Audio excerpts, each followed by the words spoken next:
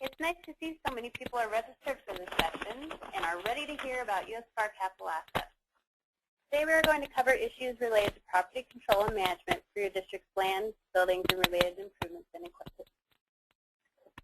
Like Chuck said, I'm Amanda Wynn, and with me today is Paula Gustafson. First off, we want to thank ASBO for hosting these webinars and making them available to all school districts. This webinar is being recorded and will be posted on ASBO's website and also on our website. So if someone at your district wasn't able to join us today, or you want to listen to it again, it will be available. And wanted to let you know that if you do want the slides, they are on ASBO's website, so I know some of you like to print them out while we go through them.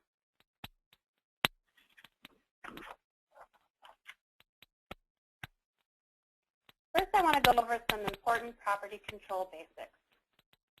Capital assets are a big investment for districts and should be well taken care of.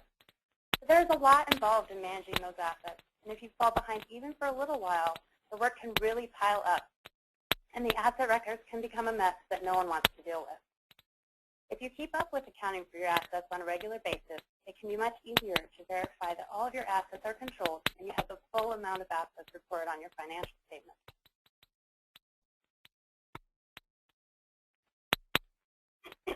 Some things to keep in mind as we talk about property control. Keeping central control over assets. This means making sure you have someone at the district level who is responsible for tracking and accounting for the district's capital assets in accordance with your district's policies and procedures. You could have someone at each school site who is responsible for the assets of that school, but you need to have a person who is ultimately responsible for all district assets and checks that the assets are being accounted for at each school. You also need to make sure the district's policies and procedures are up to date and detailed enough that someone could pick up the procedure and be able to recreate the process for managing your assets. Turnover is a fact of life, but you can work to minimize the effect it can have on your district through clearly documented procedures. Having procedures in place and communicating them to staff builds a consistent framework for asset management, one that can be applied throughout the year to help keep your assets safe and your records in good shape. District assets should be safeguarded against theft and misuse. This should be communicated through policies and procedures that help build a district culture that recognizes the importance of safeguarding district assets. For example, the picture on this slide shows an asset left in an unfenced area where it could be easily taken. Even if this item were ready for disposal, it is still district property and should be secured, that is, so it won't just disappear. Another way districts safeguard their assets is to ensure they have adequate insurance to cover the loss of all of its assets, both building and equipment. Finally, as required by the USFR, all districts need to have complete and accurate capital asset and stewardship lists. This can be maintained in one of two ways. One way is to keep perpetual records where you immediately update your list for acquisitions and disposals throughout the fiscal year, or the other way is to maintain separate lists of acquisitions and disposals and update the list at least yearly. As we go through the webinar, we'll go into more detail on keeping your list up to date. Amanda, I'm sorry, this is Chris. We're going to interrupt you for a minute. I apologize, there's been some audio crackling on the audio, obviously. So we're going to try what we've done before in some other webinars, and we're going to go away for a couple of seconds. You guys won't get disconnected, and we'll dial back in, and that should take care of the crackling issue. So thank you for your patience. It should just be a moment.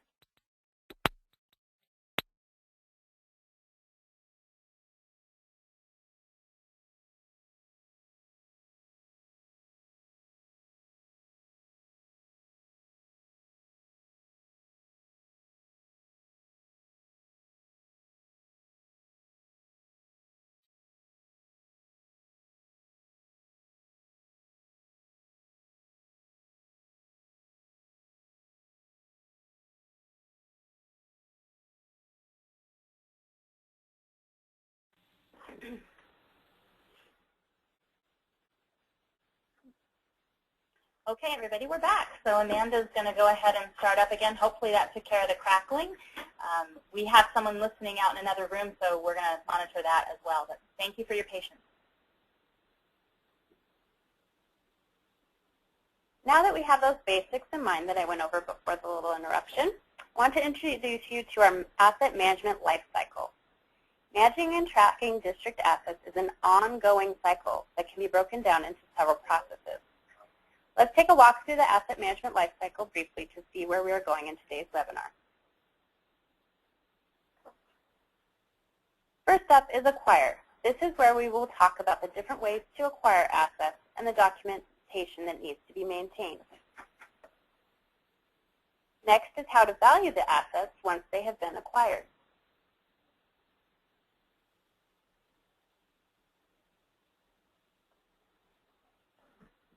And it's important to value them so that they can then be classified and put on your capital assets or stewardship list.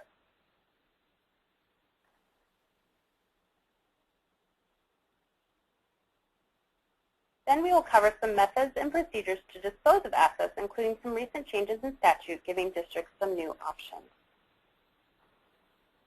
Followed by reconciling your capital expenditures and the capital assets and stewardship list to ensure the accuracy of your list. And lastly, performing the physical inventory to verify that all assets are where you think they are. All of these processes are ongoing. For example, you don't acquire items once a year. So when you acquire something, you jump into the cycle and follow it through. Same thing with disposals. You may not dispose of items only at year end. All of the processes work together to maintain your assets. They aren't something you just think about once a year. Thinking of asset management as a continuous cycle means always being aware of the need to monitor and safeguard your assets.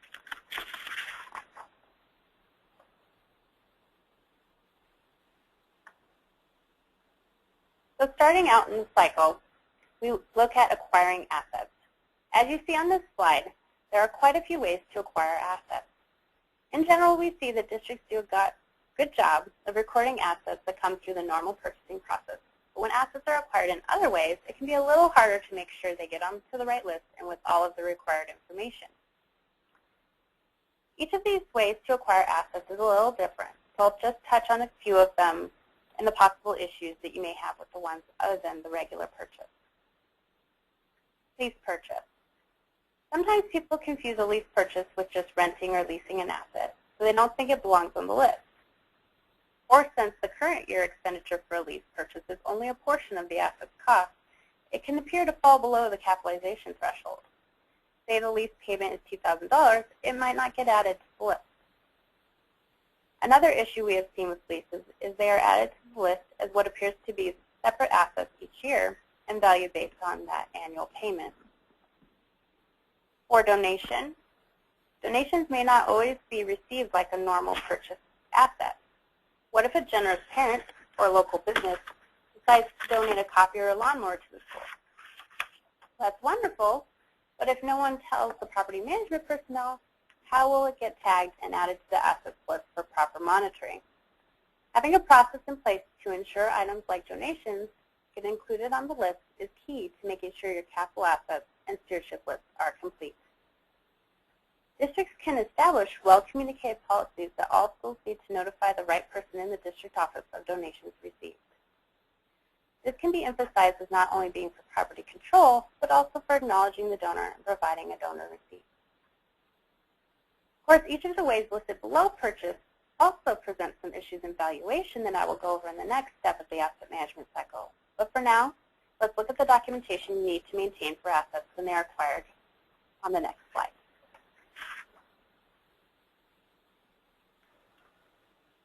When you acquire an asset, it's the easiest time to set aside proper documentation for the asset and the proper property records. We have often been asked what supporting documentation must be maintained for assets and for how long. The answer is you need to keep enough documentation to support the information recorded on your list, and you must retain it for 3 years after the disposal of the asset. Some supporting documents might include invoices, bill of sale, contracts, and bond documents. You should make copies of your assets purchase order and invoices, but keep your originals in your purchasing and expenditure documents, and then include those copies with the capital asset information rather than just having them in the expenditure file so they can be retained for the correct amount of time. Also, you should include a tag number of the asset on the PO or invoice, and you can file the documentation by tag number to help facilitate matching the documents to the right asset.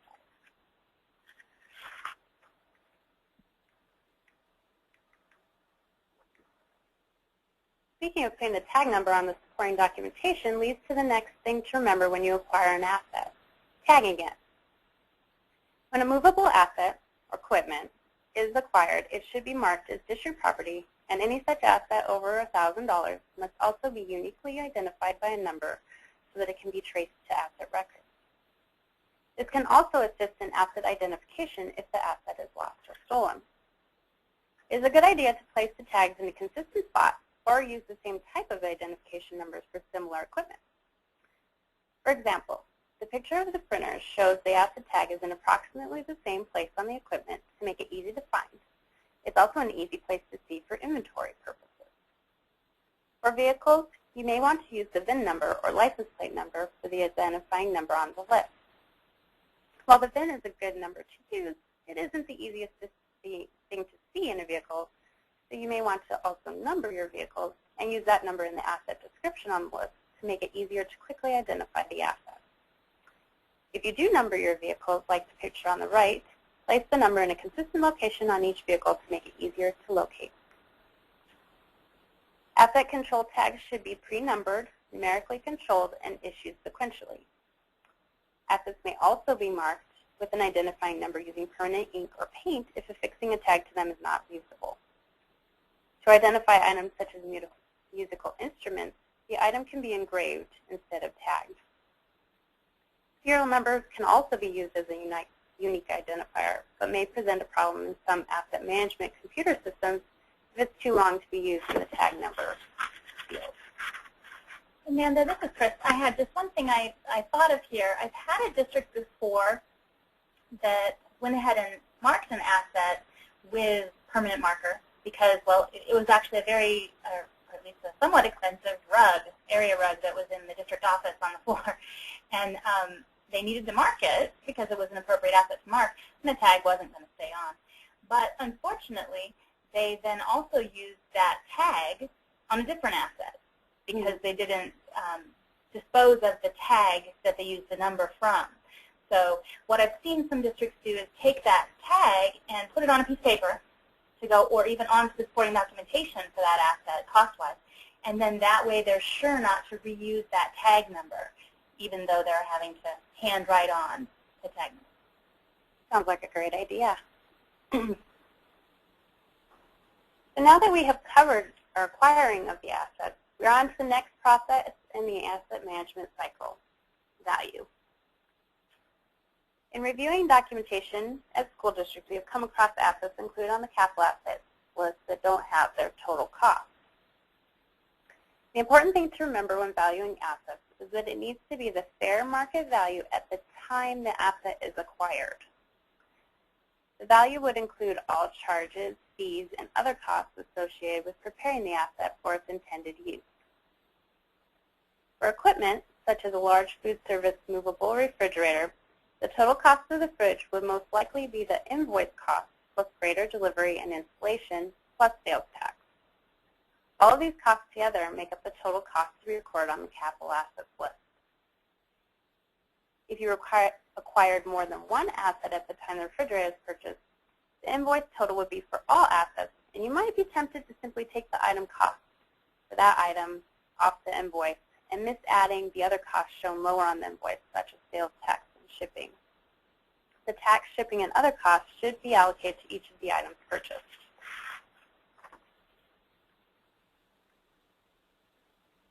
Next up is the value of land. Let me start with an example. Say someone was being very benevolent to the district and gave you a really good deal on a piece of land. You ended up paying a lot less than what the land was worth, and the amount you paid was less than $5,000, but the land was clearly worth more than $5,000. Would you still need to record it on your list? If so, what value would you record on the list? The land would need to be recorded on the capital assets list because its fair market value at the time of the acquisition was more than $5,000. And the cost recorded on the list would be the fair market value as if it were purchased in an arm's length transaction and not recorded at the bargain price you paid for it. Land purchases often involve some incidental costs that should be part of the total, such as those listed on this slide. For the last one, site preparation costs That includes things such as clearing, filling, grading, or demolition work that are not directly connected with the construction of buildings or improvements to buildings. Sometimes these incidental costs are not paid in the same payment, so it is important that these costs are accumulated and included in the cost of the land.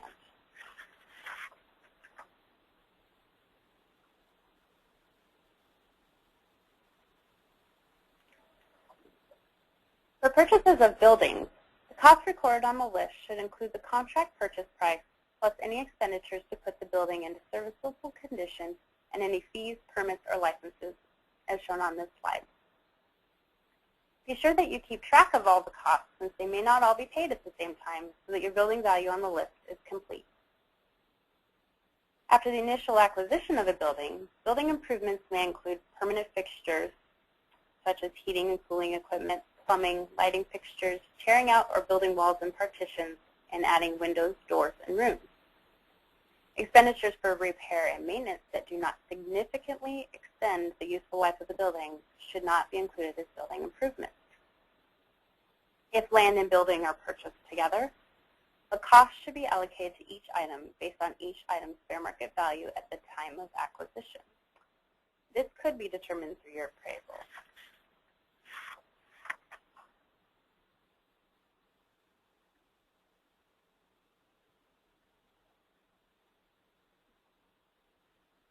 Construction in progress is not recorded on the capital assets list while the item is being constructed, but I just wanted to remind you that you will need to accumulate the invoices and costs during construction so that upon completion, the asset information and total costs can be added to the capital assets list.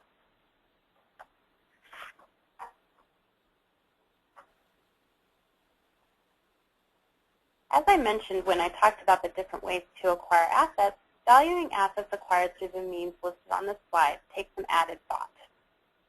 Again, the important thing to remember is that all items need to be recorded at fair market value at the time the item is acquired. With a donated asset, the cost recorded on the list should be the fair market value at the time of the donation. For trade-in of a current district asset to acquire a new asset, the cost is more than just the amount paid for the new asset. The cost on the list should be the total value of the new asset. For example, if you trade in a truck worth $5,000 on a new truck that costs $20,000, you only pay $15,000. But the total value of the asset is $20,000. And therefore, that is the amount that should be recorded on the list. If you rely solely on your expenditure accounting system to add this asset to your list automatically, you could miss the impact of the trade-in when valuing the new asset. When assets are acquired through lease purchases, they need to be recorded on the list at the lesser of the fair market value at the inception of the lease or the present value of the net minimum lease payments, usually the principal amount, at the beginning of the lease term. Again, automated procedures in your accounting system may cause annual payment amounts to be added to the list inappropriately or may not add the asset at all based on payments below the capitalization threshold. Paula will cover reconciling capital expenditures to asset acquisitions a little later in this webinar, but I wanted to point this out as one type of reconciling item you may see in your reconciliation. The last type of acquisition on this slide is purchases made through an E-rate grant. Since districts often do not receive the grant monies for E-rate because they are paid directly to the vendor, it can be challenging to get the right costs recorded on the list. This can be further complicated by any refunds from the vendor, but the asset needs to be valued at the fair market value and not only the amount the district paid.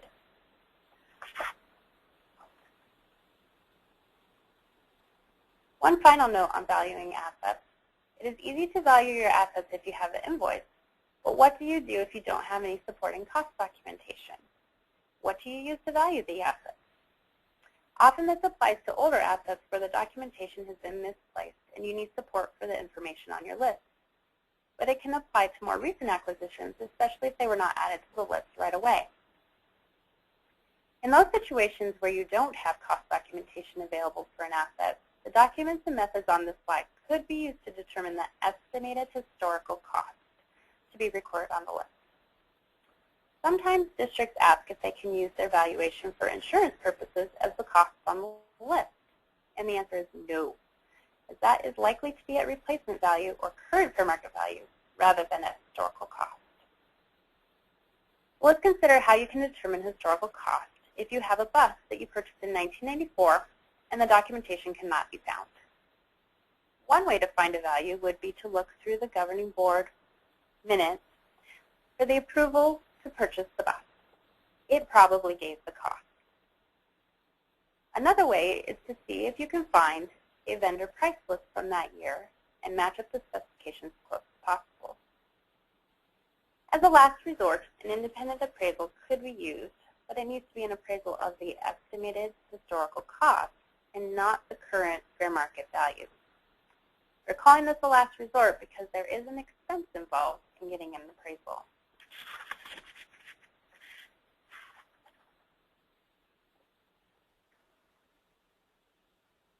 Moving on, next we come to the classify process of the asset management life cycle.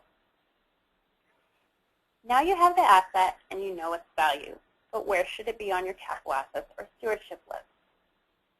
The different types of capital assets are listed here: land and improvements, building and improvements, and equipment, which includes furniture and equipment, vehicles, and technology.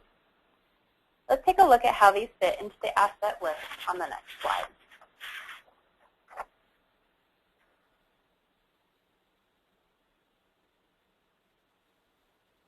The capital assets list should be separated into these major asset classes. This separation identifies the major classes of assets for financial statement reporting and helps when the district calculates depreciation, as land and some land improvements are not depreciated. It also provides a distinction between items that need to be tagged and inventoried, namely equipment, and those that don't, because they are more permanently in place, such as buildings and land improvements. In contrast, the stewardship list is only for equipment, as your primary goal is to be good stewards of the public's money by safeguarding these assets through the property control measures of tagging, monitoring, and inventorying.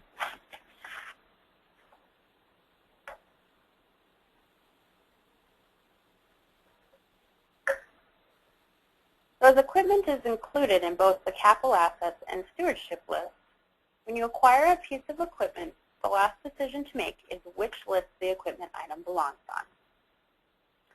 Thankfully, this is fairly straightforward.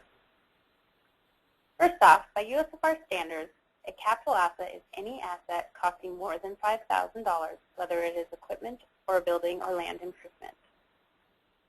Likewise, the USFR indicates that an asset be placed on the stewardship list if it has a cost of at least $1,000 but less than $5,000.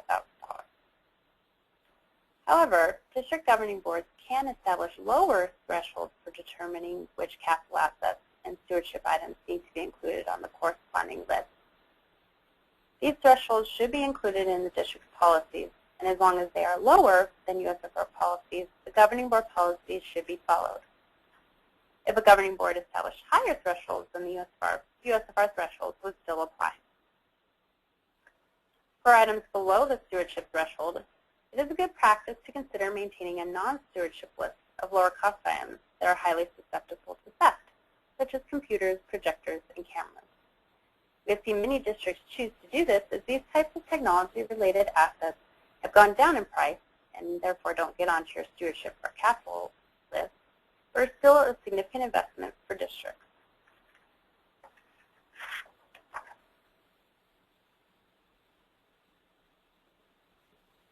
Now that you have decided which list the asset belongs on, you can record it on the appropriate list with all the required information. We've already talked about some of the items on the list, such as method of acquisition and identification number in the acquire section. And we talked about cost in the value section. So here's the full list of what needs to be included on the capital assets list. Please note that assets purchased with federal monies have 2 extra requirements. Also, depreciation is shown here as being on the list, but it is actually the information needed to calculate depreciation for the applicable assets, which I'll go over in a few minutes. However, this information could be included on a separate schedule instead.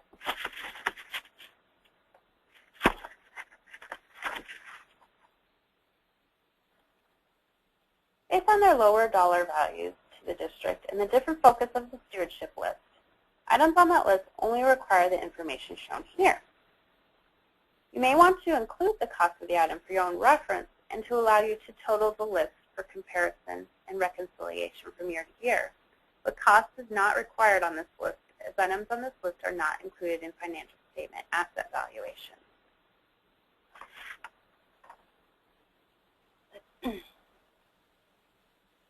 As I mentioned when we looked at the information required on the capital assets list, districts must also track the information needed to calculate depreciation for the applicable assets. Depreciation is simply spreading the cost of an asset over its useful life. Some assets, basically land and permanent land improvements such as grading and filling, have useful lives that extend so far into the future that it is not reasonable to try to spread their costs over their useful lives. I mean, really, how long does land last? Forever? It just makes sense that those assets are not depreciated. They don't technically lose their value over time. Another way to look at this is that we depreciate assets that are subject to wear or decay or obsolescence. That would include buildings and improvements to buildings, most land improvements like fences and parking lot surfacing, and equipment items. Keep in mind that depreciation is used for financial reporting purposes only, and the cost recorded on your capital assets list should not be decreased for depreciation, but should remain at the historical cost, which is your fair market value at the time of acquisition.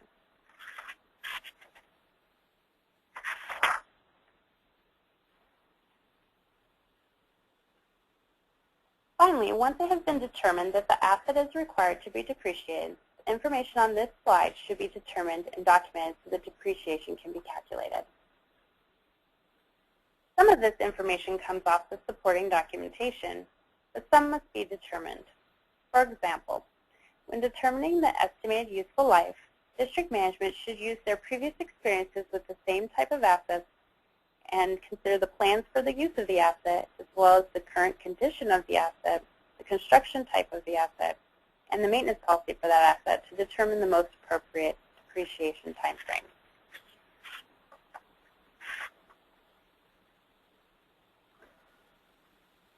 So I've taken you through the acquire, value, and classify processes of the asset management lifecycle. We will cover the dispose, reconcile, and inventory processes after we take some questions. So if you have any questions on what has been covered so far, please send them in now if you haven't done that already. So Chris, do we have any questions? We have received a few questions. Please feel free, though, to continue sending some in. We're going to go ahead and take a couple of these that I've addressed to individual people back already in writing and go ahead and share them with the group, though, because they were really great questions.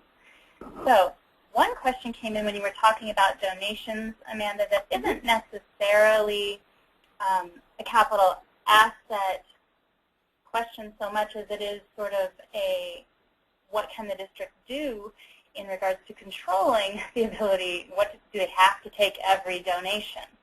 And that can be a really important thing for you to consider, because when you have a lot of donations coming in that really aren't something that are useful to you, you may not want to accept those, so that you don't have to go through the property control kind of issues for them. If someone wants to donate something that you just don't find yourself in need of at this point, the district has full discretion not to accept the donation. You could perhaps list in your district policy the types of things, if there are certain things you just consider to be inappropriate to accept, so that it would be easy to refer someone to that and say, no, I'm sorry, we don't accept, maybe it's a particularly dangerous type of playground equipment and you just don't want it for insurance reasons. Or if there's just any other reasons that you want to provide to the person when they want to make a donation, the district is never required to accept a donation. Another question that came in is, are items on the stewardship list capital assets and depreciated? No, stewardship items are not depreciated, and they're not on the capital assets list. They should be kept on a separate list. They're not included in your financial statement asset valuation. Right. The primary goal of your stewardship list is literally just that, stewardship. You're trying to control those assets to make sure that you're not having loss, theft, things like that.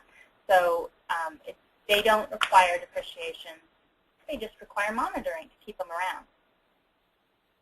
Does replacement of an original asset need to be tagged? I'm going to assume that maybe the question there is when an asset is replaced completely, would you put it under, say, the same tag number as the old asset that you're replacing? No, you would want to tag that as its own separate asset and then dispose of the other tag number. And Paula will talk about the dispose process in a little bit, but you wouldn't want to just replace it with the same tag number. Right. And Amanda, could you just review the valuation for trade-ins and what our primary concern is there so that everybody can be clear what the valuation concerns are? The biggest concern with the value of trade-in is that if you have it in your computerized system and it just pulls over to your capital assets list, it's only going to be the amount you actually paid through your expenditure process. So in the case of the truck, you only paid $15,000. So your asset would go over to your list at $15,000, but really the value of the asset is $20,000 because you had that $5,000 trade-in on your $20,000 truck. So the truck is really worth $20,000 and it needs to be on the list at $20,000. Great, Amanda. Thanks for revisiting that. We had a question about whether or not districts should tag property ID the items that they rent, such like operating lease items. Operating lease items would not be tagged because they are not district assets. The only things that are tagged are things that actually belong to the district, and when they're rented or leased, they are not considered district property. Right. Sort of related there is, should items on the stewardship list be tagged? Yes, stewardship items still need to be tagged and with an identifying number so that you can track them and be good stewards over those items. Great. Actually, someone's asking about textbooks and whether or not those would end up on your stewardship list. Textbooks would not be on your stewardship list. You could track them in some other way if you want, but they're not required to be on your stewardship list. When you look at valuing assets, the important thing to remember is you're valuing an individual asset. You're not valuing a group of assets. And that's why you wouldn't end up putting together the value, even though you paid easily, I'm sure, more than $5,000 for that set of textbooks. Paula is going to be covering some more information about reconciling your capital expenditures to your capital assets list, and that is definitely one of the things you'd be watching for then. Should building improvements under $5,000, greater than $1,000, be on the stewardship list? They actually wouldn't be on your stewardship list, and the reason is if it's considered a building improvement, it's actually affixed to a building. So since stewardship is about controlling that property and not having it walk away, then you don't have to tag building improvements. And I mean, physically, you're going to have a tag number on the list because that's just an easy way for you to identify the asset to its supporting documentation. But you don't say a bank of lockers that you put in and permanent and affix to the wall in a high school. You're not going to have to physically put a tag on that bank of lockers because they're affixed to the wall. They're unlikely to go away by accident. And you're not, I apologize, things moved on my screen.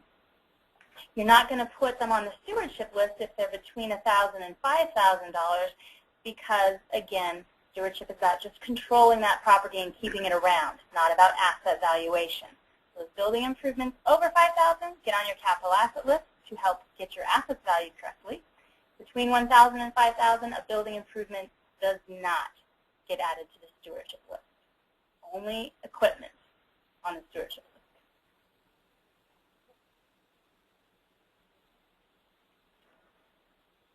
Let's see. So the next question we had is, how would you handle a warranty replacement for, let's say, a computer? So if you have a computer that was on your stewardship list, I'm going to assume at least makes it there, or we probably wouldn't be talking about it, and it was replaced by warranty because of a manufacturer defect, whatnot, you would want to go ahead and run disposal of the first asset and then treat the new computer as a new acquisition so that you could just clarify in your records what really happened. Paula's going to cover disposal of assets here in a little bit, and but I think that's a unique characteristic there, thinking about the warranty type of situation. So I'm happy to send that question in.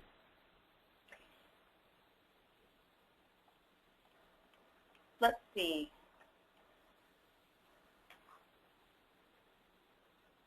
Someone's asking, what is the best classification for a projector replacement project? Okay. That includes all wiring in the ceilings and the projector hardwired and mounted in the ceiling. Would that be a building improvement or equipment? If you're actually attaching the wiring to the building, that would be more of a building improvement. Especially since you're doing it as sort of a system-wide kind of an issue. You're not just installing one projector in one room. If you were doing one projector, I could see where you would consider that to be equipment, and then the wiring is just the cost of installing it. If this is more of a building, excuse me, more of a building-wide type of process, that certainly makes sense to treat as a building improvement, sort of a large system issue. Who should estimate the value of a donated item? You would want to use a reasonable method to determine the current fair market value of it. I wouldn't probably leave it up to the person that's donating it to you. You would want to have some other way to determine that, whether that be looking in the newspaper at the classified ads or something like that, to come up with a reasonable fair market value for that item. Great. So if a school bus gets replacement of an engine or a transmission, does the asset value and depreciation change? The school bus itself is on your list. The capital versus M&O guidance issued out about 10 years ago now talks about what's considered a capital expense versus a repair expense, and that engine or transmission is going to be a capital expense. The thing is, if it extends the useful life of that bus significantly, then you would probably want to add cost to the bus. If you're able to do that as like a separate subcategory of that same asset, great. If not, you could add the engine separately. That's a little more complicated. You want to be sure that you don't end up, though, with a bus that's 15 years old, basically been depreciated out, and has a brand new engine and it's going to last another 15 years. So you would want to reevaluate the useful life of that bus once you've changed out those significant portions of the hardware, and then change the depreciation of the vehicle. Let's see. Here's an interesting one. Is polished concrete considered a building land improvement or an expense? I think surface treatment of concrete is likely to just be expense. It's kind of like repainting a building. So if the initial cost is putting in concrete and a surfacing all at the same time, that's the construction project, and that's capitalized altogether. If at some point later you surface concrete with the polishing, the paint type of thing that they do, that is going to be a repair type of cost that just keeps your asset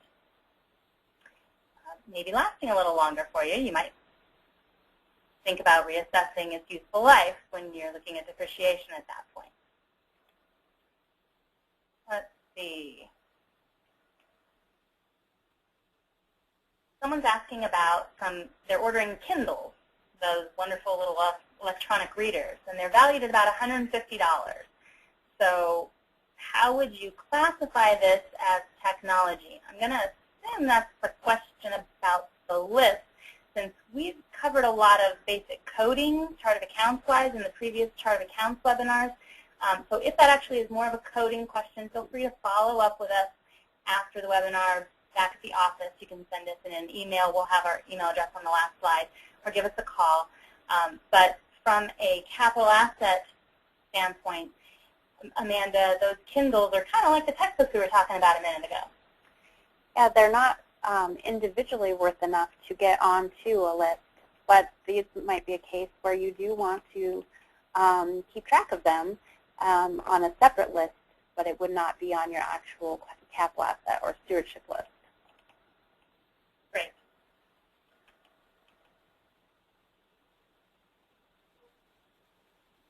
We've been covering questions for about 12 minutes. I think we'll go ahead and let Paula start up with her material, and then we can revisit questions at the end of the session as well.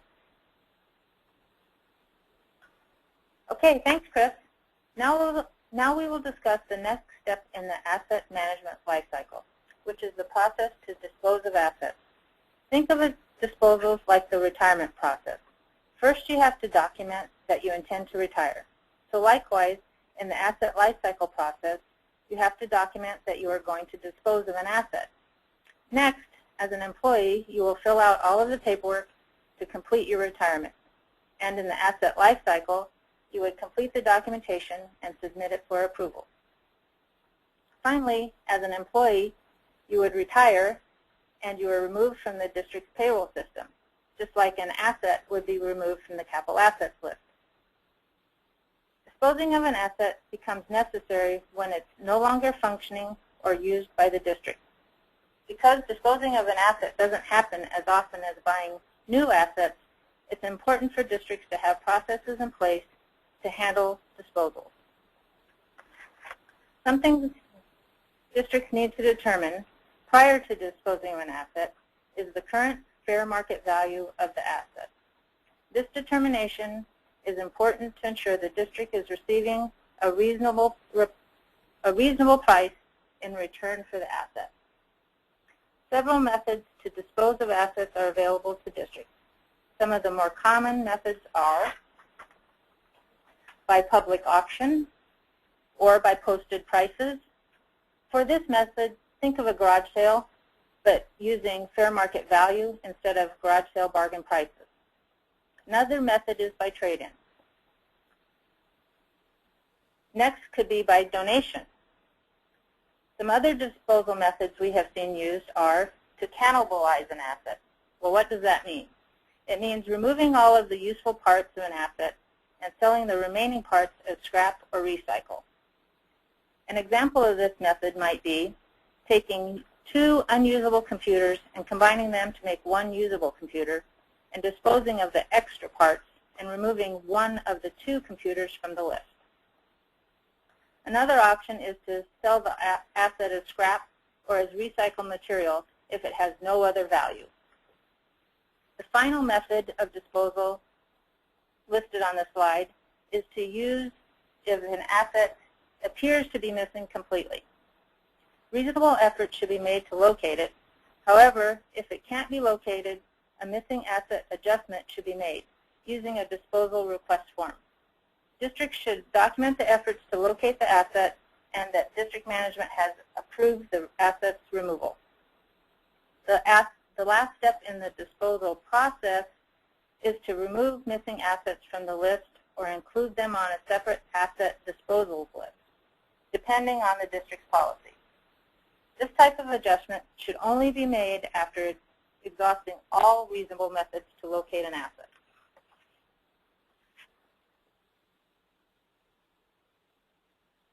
This year's legislative session amended ARS 15342 to give districts additional options for disposal. These additional options include the ability to sell or lease district property to another school district. The next option given to districts is to sell by posted price of fair market value to students who are currently enrolled at the district before those items are offered to the public. For example, you could use this option if your district wanted to sell previously used laptops to students.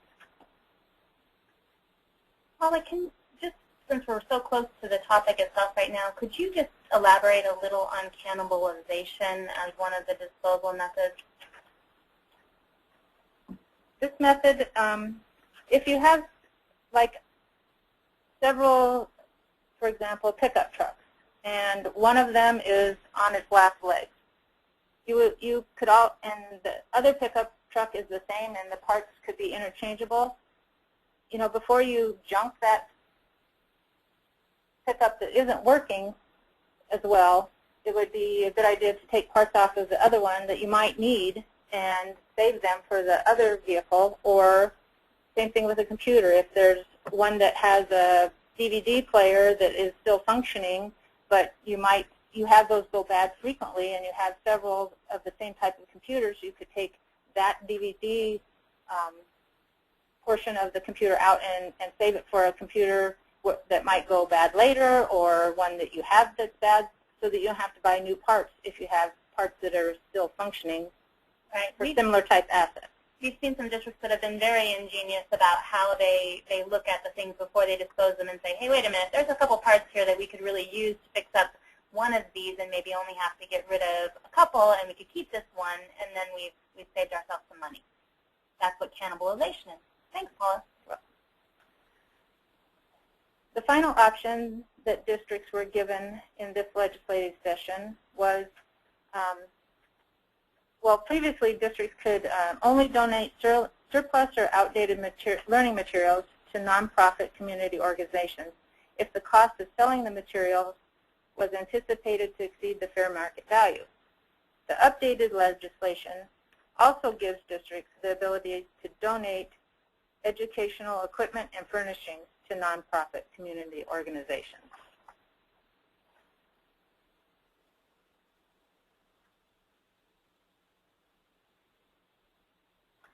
On this slide, we have included a sample disposal form, which can be found in the USFR on page 6E12. Districts may use this form or something similar to document the request and approval to dispose of assets. Remember to fill in the reason for the disposition, especially if you choose other as the type of disposal on the form.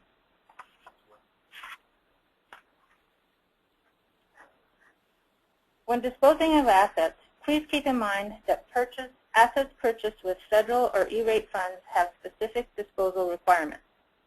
Because of time constraints, we will not be able to go into them in great detail. However, we have included the web addresses to the additional resources so you can get more information on the disposal of these types of assets. And we will also email out these links after the webinar. In general, if an asset is purchased with federal funds, items of equipment with a current fair market value in excess of $5,000, if sold by the district, the granting agency may have a right to some of the sales proceeds. The link above will provide you with more details. In the case of an asset purchased with E-rate funds, the E-rate equipment disposal policy does not allow equipment purchased with E-rate monies to be sold or resold. Equipment may be transferred to another E-rate eligible entity if 3 years have passed since the purchase, as long as there is no exchange of money or anything of value. If the transfer is not an option and the equipment to be disposed of is determined to be obsolete, the district must destroy the equipment and retain documentation of the equipment's obsolescence.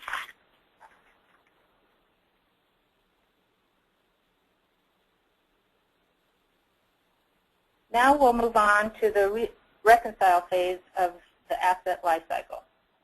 The capital assets list and stewardship list may be maintained on a current basis or, if preferred, A separate list of acquisitions may be maintained during the year and used to reconcile the capital assets and stewardship lists at the end of the fiscal year.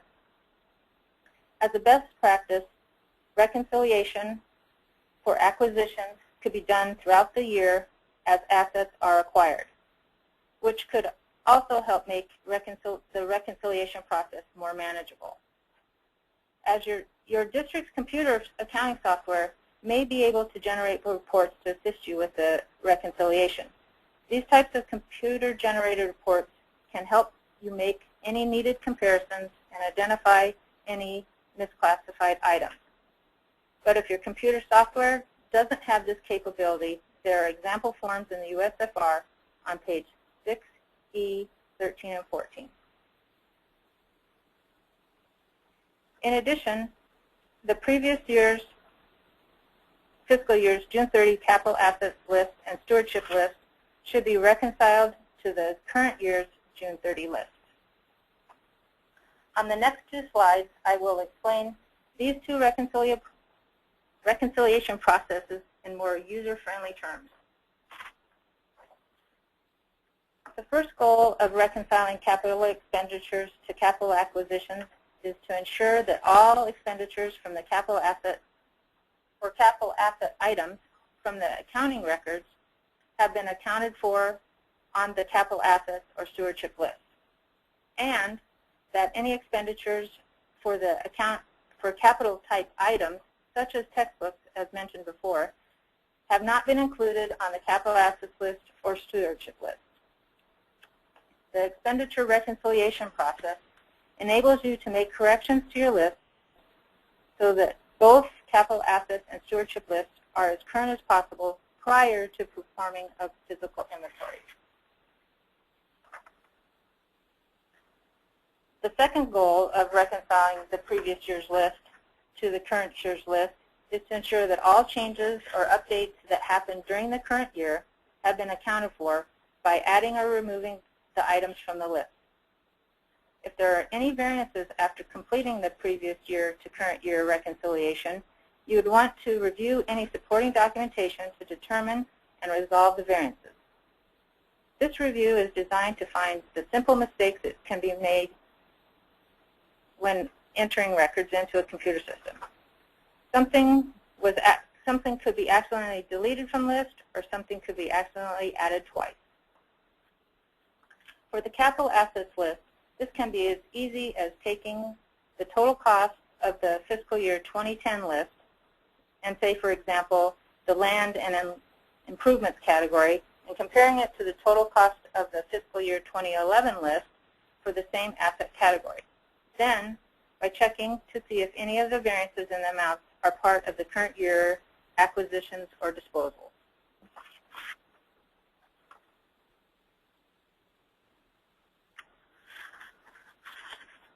Now, on to the process in the life cycle, which is physical inventory. You might be asking, why do we have to take the time to conduct a physical inventory? It just costs us money and is time-consuming for our staff. The most important reason is because a district's assets represent a major investment of public money. It's necessary to establish adequate control and accountability over these assets by developing and implementing a complete property control system. Inventorying your assets at least once every 3 years allows you to adjust your records for location changes of assets or to identify assets that were not accounted for in the normal acquisition or disposal process. So inventory is a critical piece of any property management system. Another thing to note on prior to doing physical inventory, equipment under $1,000 is not required to be in the physical inventory, although it's a good idea to keep track of high theft items such as laptops, cameras, and projectors. Prior to the physical inventory process, the list should be updated for acquisitions which were already reconciled to the current year capital expenditures and disposals. Then the physical inventory should be reconciled to the capital assets list.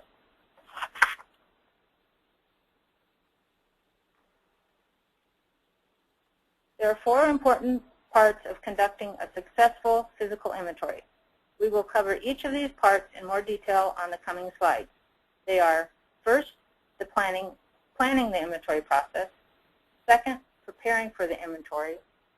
Third, executing the inventory plan. And finally, fourth, resolving any issues upon completion of the inventory. As with any important process, planning is key to an efficient, effective, and accurate physical inventory. Overall planning should be done well in advance of the inventory process and documented in standard procedures for the property control system. Planning before each inventory cycle addresses the big issues of getting ready for an inventory. In the next step, preparation, we will look at the smaller details of being ready to do the inventory. In the planning phase, some things for districts to consider are timing. When would be the best time to conduct the inventory, and how many days do you need? Maybe it should be done in the summertime or during another school break during the year. Whenever it is done, it is important to plan a time when inventory can be completed as quickly as possible to help avoid any movement of assets during the inventory process. Next, you should consider your standard procedures. Do you need to update any of your standard procedures before the inventory begins based on past experiences? Considering what worked well and what didn't work so well last time. Records. Are district maps current? Were any buildings added or repurposed since the last inventory that will affect the upcoming inventory? When will you update the list for asset transfers, which should be documented on asset transfer forms, which we will discuss later? Will the reconciliations be completed for capital expenditures and annual acquisitions and disposals before the inventory period, especially if other departments are involved in the process? If the inventory isn't being done at the end of the fiscal year, June 30th, you should still update your list for year-to-date acquisitions and disposals before the inventory so that you are starting the process with the most current information. Have you considered, you need to consider your personnel needs. An employee independent from the daily capital asset tracking should oversee the inventory process. Who will be involved in the inventory process, and what will their roles be? How does that impact when you need to do the inventory to ensure staff is available and to minimize overtime costs?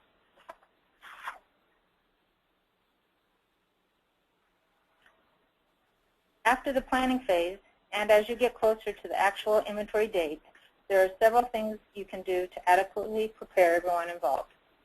Some keys to good preparation are keeping good records. Prepare count sheets and control logs.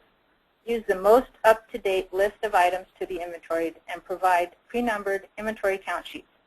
The next slide includes an example inventory count sheet that your staff could use. And it also includes all the necessary information. Prepare copies of current district maps that can be used with inventory control logs to ensure all areas have been inventoried. Also, having written instructions and training materials is a good key to preparation. Review the detailed instructions for performing the inventory count sheet and make any final changes to the process. Distribute and review the written instructions with the inventory staff a few days before the inventory begins so they can gain a clear understanding of their role and responsibilities. Remember, inventory is not part of their everyday job. Even if they've done it before, refreshing the process in their mind can go a long way to making the inventory process more accurate and efficient. Also, you don't want to review the instructions too far in advance, or people could forget their specific instructions and could make mistakes that might cost extra payroll hours to correct. The next is ensuring adequate personnel needs. When establishing teams for the inventory process, identify the contact person or persons for questions on the process and ensure staff will have access to the areas they need to keep inventory. Another important thing to note is if you're using teachers or off-campus or other campus staff to assist the inventory count process, they should be assigned to to inventory the assets in an area other than their own. Teachers inventorying their own classroom may not be as thorough as someone else. Not because they're trying to hide anything, but because they are familiar with the assets and may not think they need to look at each tag number or open a box and confirm a rarely used item is still there. Typically, a staff member who is not familiar with the room will be able to look at it with a fresh set of eyes.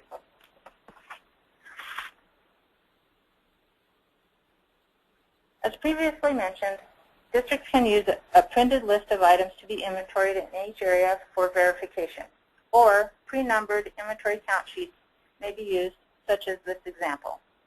However, it's important to point out that inventory personnel should have space or the tools to document additional items or to note discrepancies, say, for example, a wrong tag number.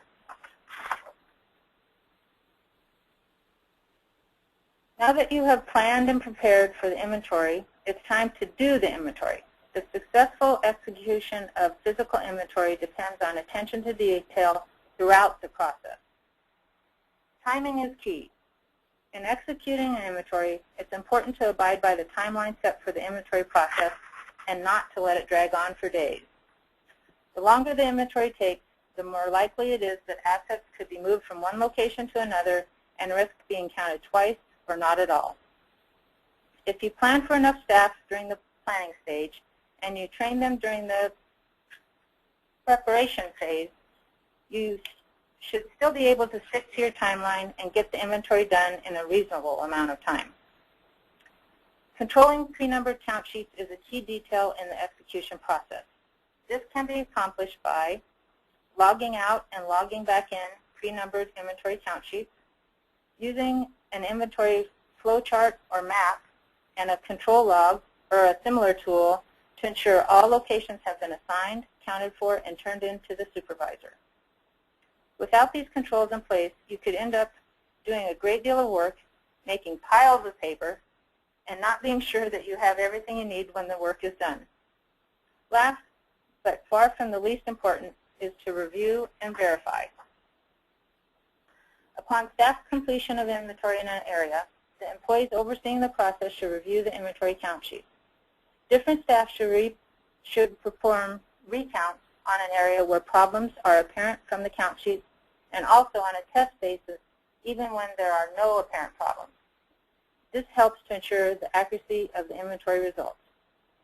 If the recounts do not agree to the original inventory, the variances should be thoroughly researched and resolved. Upon completion of the physical inventory process, all inventory documents should be secured and retained.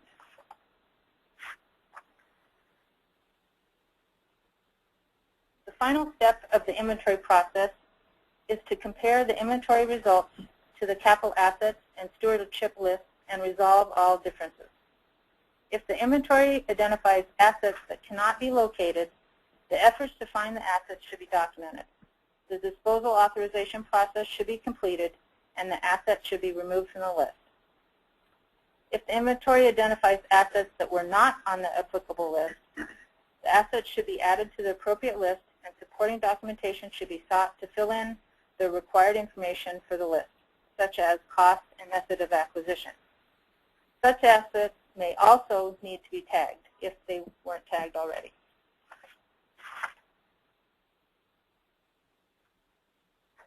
This slide contains some methods we have seen used to assist in determining if an asset is indeed missing.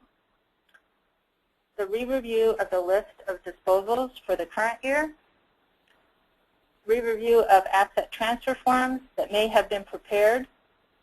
A sample form is we'll include it on the next slide for you to look at. Are there any pending disposal forms that need to be included? Items may have been set aside awaiting governing board approval to dispose. Are there any items listed on the asset checkout log, such as laptops, cameras, or projectors? For example, this is a tool that can help explain why an asset is not in the media center and could assist you in finding it on a classroom's inventory list. It could also lead you to assets that are off campus with authorization, say for repair, so that you could have the items brought back for inventory. Don't just use the checkout log as evidence of existence, you need to actually see the asset. Also, has a police report been filed? If an item has been stolen during the year, a police report should be filed as soon as it's determined the asset has been stolen. It's not only important for insurance purposes, but also for internal control purposes.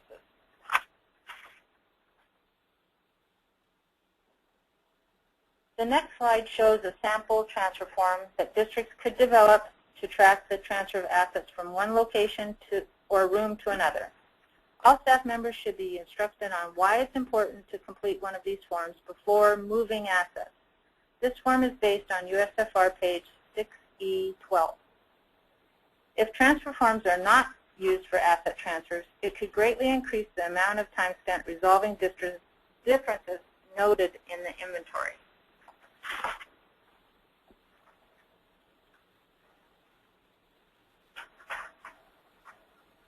So that brings us to the end of the asset management lifecycle. We have covered a lot of information today. The key concept we hope you take away from this webinar is that managing and tracking district assets is an ongoing process that you should think about throughout the year, rather than once a year or once every 2 or 3 years, and that your ongoing attention to property management can make the entire asset lifecycle flow more smoothly. And with that, Chris, do we have any more questions? We do. Let's see. One was asking if we could elaborate on the process that a district needs to follow for disposal. For example, the first step, gathering up your list of items to dispose. The second step, taking that list to the board. And when you would contact, say, the auctioneer when you choose to have an auction. Some of that is, of course, by district preferences and your district policies and procedures, but in general, it makes good sense to, a lot of districts use a annual process of accumulating items for disposal. If you don't have a lot of storage space, you might want to dispose of things a little more frequently. So once you have a few things and you've got a list, you can certainly take them all together for approval. In some cases, the governing board may have designated the approval authority down to an employee. It shouldn't be designated to someone who has property control duties, but it could be designated down to, say, the superintendent or someone, the highest business official in the district, things like that, so that it doesn't necessarily require every item to go before the governing board for disposal approval. Of course, that's a district policy issue. And then when it comes down to when you should maybe contact your auctioneer, I think that just depends on how much lead time that auctioneer might need for scheduling up the auction, or when exactly you need the things to be disposed of based on your own storage needs. Does that sound good, Paula? Yes. Excellent point.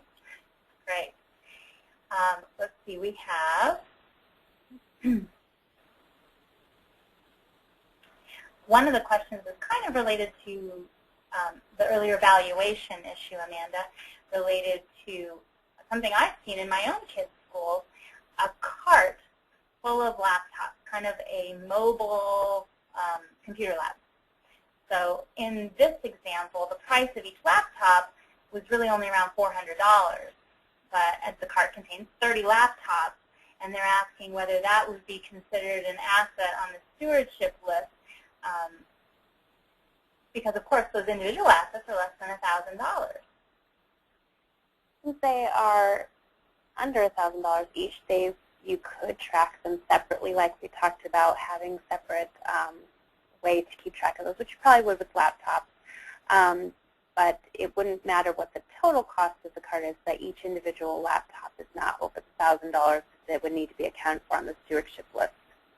So right, it wouldn't go on your stewardship list, but if you want to keep a separate kind of list, not subject to the USFR requirements for what goes on a stewardship list, just to keep good control of those items, because computers are highly susceptible to theft, probably. You want to keep those separate on a list. But no, they wouldn't belong on the stewardship or capital asset list. And Chris? Sure. This is Paula. And we have seen some districts that do have a separate list that's under $1,000 just right. for IT type technology items that they want to keep track of. Definitely. This could, like the Kindles or readers, e-readers, or laptops, or projectors, digital cameras, anything like that could be tracked if the district prefers to do that, and that's their decision to do that. Yeah, that would be a good policy to have in place. It's just not absolutely required. And since you mentioned the Kindles again, Paula, someone was pointing out when we answered about not putting those on the stewardship list before that you would still want to mark them as district property. Certainly. Yes. Absolutely. Anything of a reasonable value, there's a lot of things under $1,000 that you don't want walking away. So you want to mark everything reasonably as district property. Paula, there was a question about going over the E-rate transfer and disposal rules again. Now, I know that we don't have time to hit in a lot of detail what the specific requirements are for E-rate and some of the other grants, but we just wanted to direct them to the fact that there is some further guidance on our website for E-rate. Yes, there is. It's under our, on our website under the report section and school districts, and it's in the frequently asked questions section for capital assets, and that's where you can find more additional information on E-rate. But if you have a district-specific question, please feel free to email that to us at asd@azauditor.gov. Forgot our email address. We also happen to be terribly fortunate to have a bit of an E-rate guru in the room. So we're going to let Ernie Nicely chime in for us with some information on some more recent guidance on E-rate. Yes, last September the FCC released what they call their 6th report and order, and you can Google that if you need to, or send us questions and we can answer them. But basically it allows you to dispose of E-rate acquired items after 5 years. You can transfer it between E-rate eligible entities after 3, and you can dispose of it after 5, and that includes donation, resell, or simply just disposal. But do track what you did with it, keep a record of the inventory and how you disposed of it, but like I said, the FCC's 6th report and order outlines this. Great. Thanks, Ernie. You never know what we're going to abuse poor Ernie for. He's great at all the technical stuff and keeps these webinars rolling, but he didn't know he was going to have to answer E-rate questions. So we appreciate him a lot. Okay, let's see. We have a bunch of new questions coming in, so I'm going to start looking at those. Let's see. What's a reasonable method for dealing with an asset that's missing at the end of an inventory? Do you have to get it off your list immediately? What kind of the allowance for those things that just sort of show up subsequently, say a few months later, even though you may have exhausted reasonable effort to try and find the asset when you were resolving your inventory differences? There was a question about, so, can I leave it on the list for a while? Should I can I do something to accommodate for the idea that that asset might subsequently show up? I think what we could recommend is that you would remove the item from your actual list because you have exhausted reasonable methods to try to locate the item, and you wouldn't want to be overstating your capital assets unintentionally there. But you could perhaps create sort of a holding type of list where those items, you wouldn't be getting rid of all the information you already know about that asset and have to then recreate it from scratch when you find it again. And that would be something that you could control separately from your capital assets list and then look at it and say, hey, okay, it's been a year now. We aren't really going to find this. And go ahead and remove from the list then if that's been kind of your experience. I suppose you could even hold something in a suspense kind of file like that until your next inventory in case it showed up then. What do you think of that, Paula? Yeah, that sounds like a great idea. Also, for accuracy purposes, if it's not available, you haven't seen it, you would want to get it off your list. But like Chris said, just keep the information available in a file, and then if it does happen to show up, you can always put it back on. Absolutely. And we're being asked to talk a little bit more about the reconciliation process. What form should equal what other form? Okay, so when you're reconciling capital asset acquisitions to expenditures, you're looking to, let's say you run a separate additions list for your capital acquisitions all year. So you don't have to query it separately out of your capital assets list. You have it on one list of all acquisitions for the year. You're going to go by fund in your accounting record information and see what expenditures you had of a capital nature. And then you're going to take a look at those expenditures and say, okay, these are the ones that were over the capitalization threshold, over the $5,000. Oops, wait a minute, this one's for textbooks. It's $20,000, but it's textbooks. So these are non-capital type items. And they're going to go over in a separate column on that reconciliation to show that they're not supposed to be capitalized.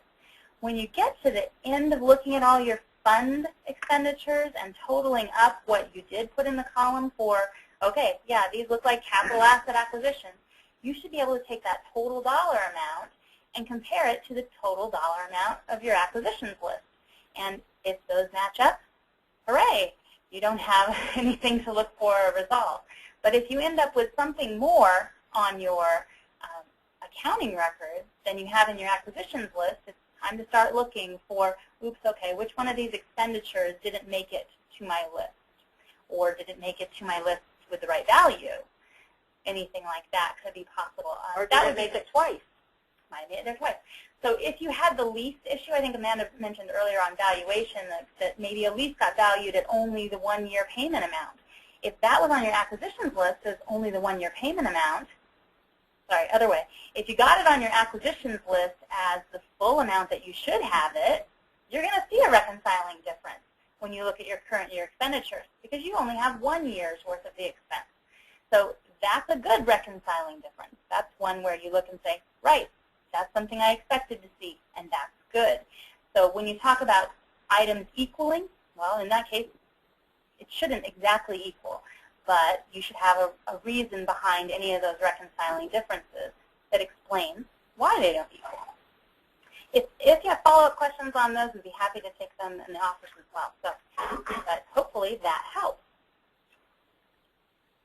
And we had a disposal question, Paula, asking if an invitation for bid is still an acceptable method for disposal. Yes, it is. Absolutely. If that's something that works for you better than maybe it's cheaper than an auction and yes, things like exactly. that.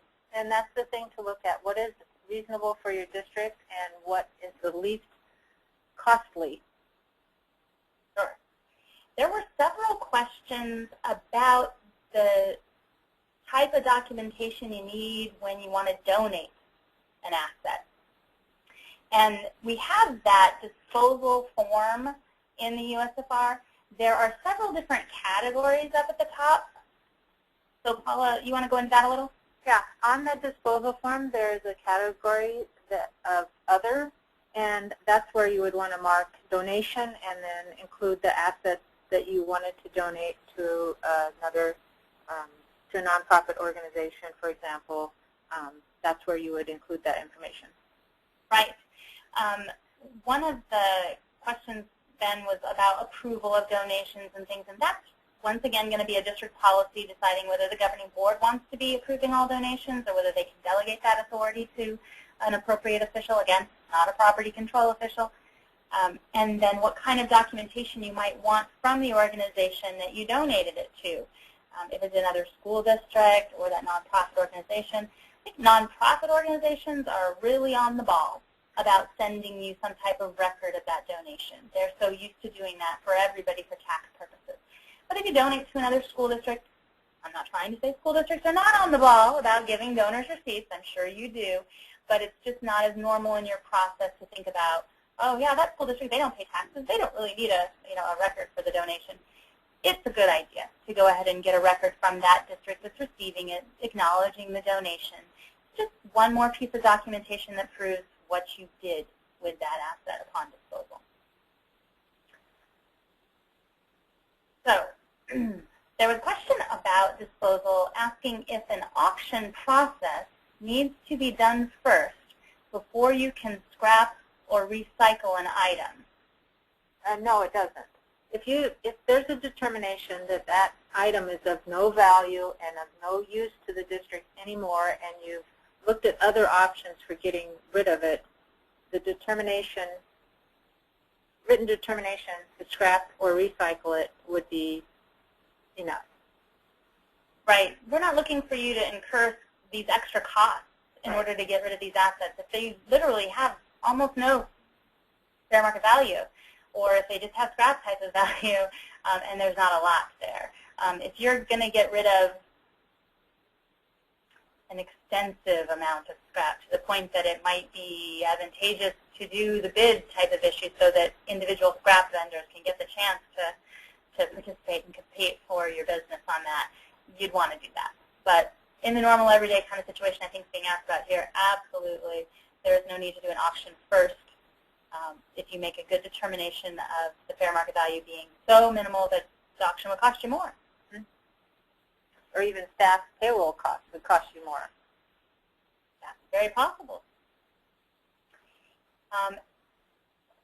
And we've kind of been asked this one before, just in general, kind of about the webinars and whether it's possible to get a list of the questions and answers during the session. The webinar software doesn't actually compile them individually, or doesn't compile all the questions together in one place for us. So it would be kind of an extensive manpower effort to bring all the questions into one list from each participant listed in the webinar. This webinar, of course, is being recorded and can be referred to on ASBO's website later today, probably even. We also, when we're able to get a link to it on our website, we post an outline that gives you the time frames that you can, say, move forward through the webinar without having to listen to the entire session, just to get to these question time frames so that you can hear the basic questions and answers. So I apologize for the inconvenience of not being able to have the entire list to you, but it is definitely available to you for future reference through the recorded webinar. There was a question about the two links, the links that were given for grants. And was one of them, was one of the links provided the USFR? And it's actually, this happens to be somebody who's fairly new to school districts, but I'm going to mention that that link isn't the exact place for the USFR on our website. It's an FAQ, right, Paula? Yes. A frequently asked question. Correct. So, but if you go to that link and then you look at the top of the screen, you'd be able to find manuals and memorandums and get to the USFR. Which I'll mention, by the way, is now on our website in a viewable document. So I know in the past you had to download it to be able to use it in Acrobat. A few months back we got it up there in one file and viewable right there on our website. So we hope that that's a convenience you can take advantage of.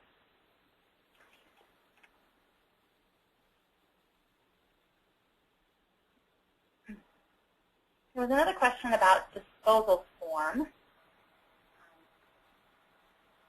As for documenting on the disposal form a donation, I believe, taking it to the board for approval, a limitation on who you may make donations to.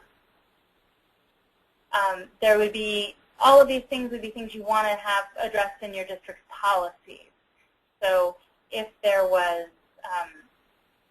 a preference that your district wanted to give to making donations to other districts first, because you're just trying to meet educational missions, or if there was a preference to certain organizations other than districts, that might be a little more complicated. You probably want to check with your lawyer and make sure you're not getting in any kind of strange territory there by preferring one over another.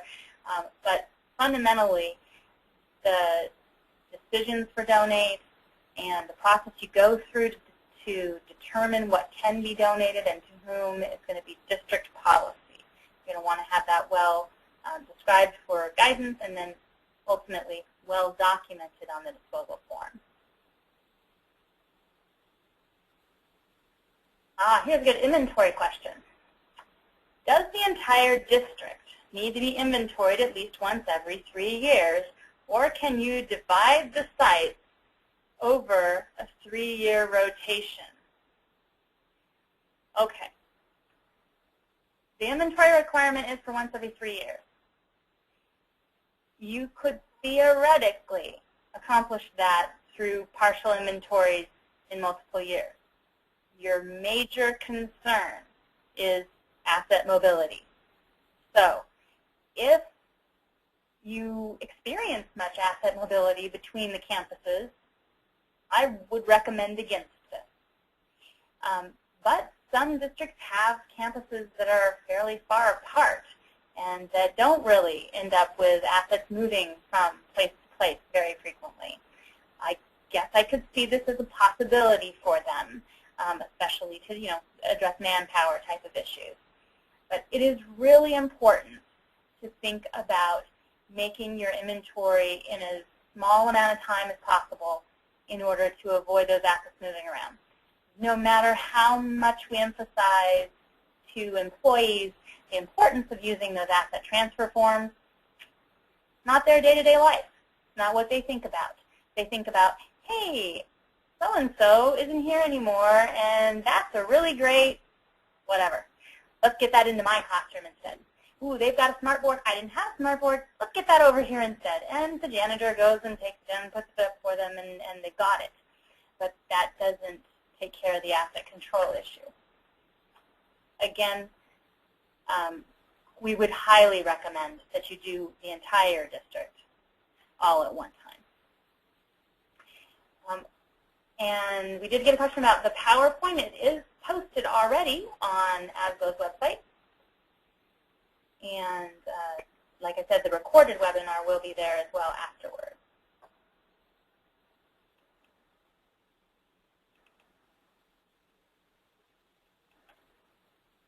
Let's see.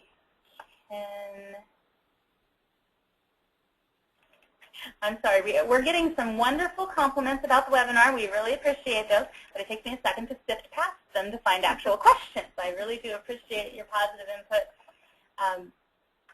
and your participation today.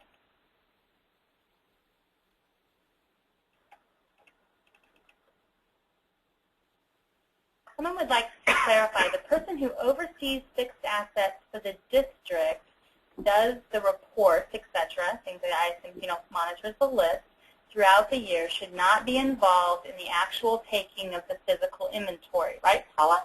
Yes, that's correct. Obviously, they need to be there to direct people and oversee the process, but as far as the actual counting, they shouldn't be involved in that process, because in the separation of duties type aspect, look from that perspective, you wouldn't want the person who is responsible for the list counting the items. Absolutely.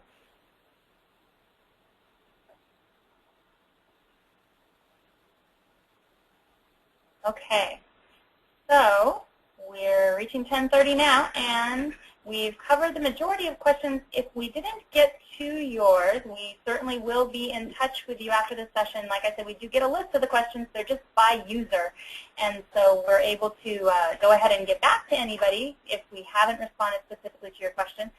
And if you have any other questions that come up after this, feel free to give us an email or a call at the information on your screen. We do have one last bit of information we want to leave you with on the next slide.